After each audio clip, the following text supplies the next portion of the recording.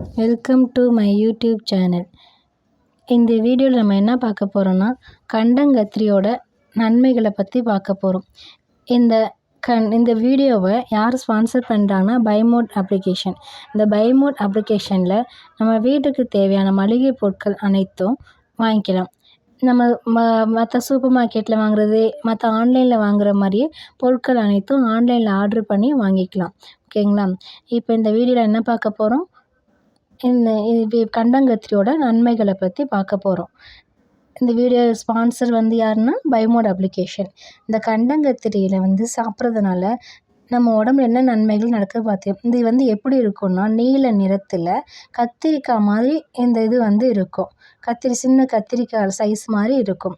இந்த கண்டங்கத்திரி காய், பூ, இலை, பழம், இது பட்டை, வேர், இது ஒவ்வொன்றுக்கும் ஒவ்வொரு மருத்துவ குணம் இருக்குது. சரிங்களா?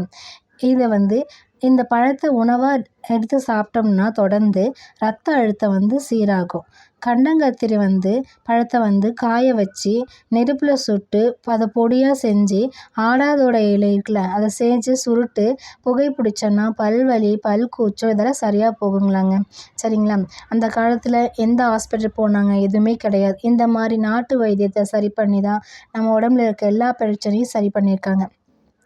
இந்த கண்டங்கத்திரி பழம் தண்டு இது நுண்ணுயிர்களை எதிர்க்கும் பண்பு அதிகமாக இருக்குது. இந்த கண்டங்கத்திரி இலையை சாறு எடுத்து சாப்பிட்டோம்னா நல்லெண்ணெய் காய்ச்சி தலைவலி, வாத நோய் இது மாதிரி உள்ள பிரச்சனை எல்லாம் சரியாக போகும்னு சொல்கிறாங்க. இது எங்கெங்கெல்லாம் வளரும்னா, எந்த மண்ணில் வேணால் வளருங்க. இந்தமாதிரி குப்பை மேட்டில், எந்த மாதிரி கரிசல் மண், செம்மண், எந்த மாதிரி மண்ணில் வேணால் வளருங்க. இது கண்டங்கத்திரி, தூதுவளை, ஆடாதொடை இது மூணையும் சேர்த்து சம அளவு எடுத்து காய வச்சு பொடியாக செஞ்சு நம்ம தினமும் ஒரு ஸ்பூன் சாப்பிட்டோம்னா நம்ம சுவாச சம்மந்தப்பட்ட எல்லா பிரச்சனையும் சரியாகுங்க.